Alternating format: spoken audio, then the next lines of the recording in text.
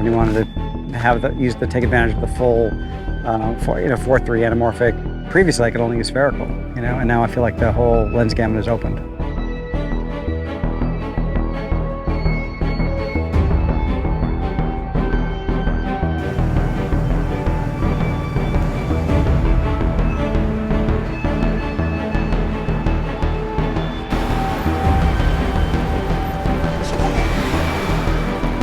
I love the skin tone on this camera, so kind of the smooth kind of latitude that it has right now. Not as electronic, a little bit more homey. Tremendous range in the highlights. Finding that I could push it further than I've ever have before.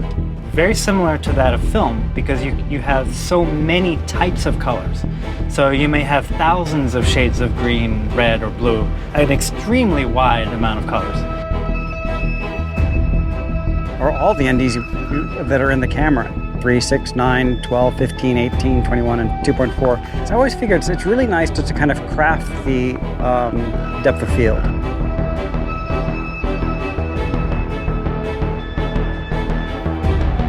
The workflow is almost identical. It uses the same media, the same R7 recorder as the previous Sony camera generation. So it's a very simple format to work with.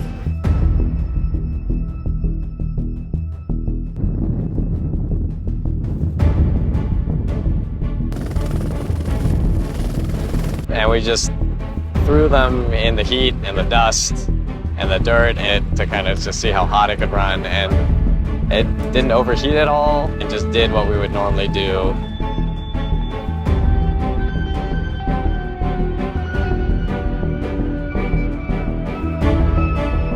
When you turn it on, 5 seconds later, you have a picture.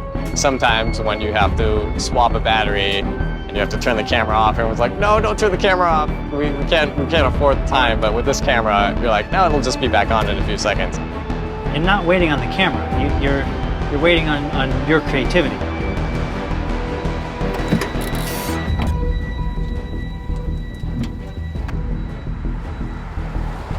Nice, the new body is slimmed up to somewhere around, like this, which makes my lenses choices on the other end much more, which is super important to have that available to me.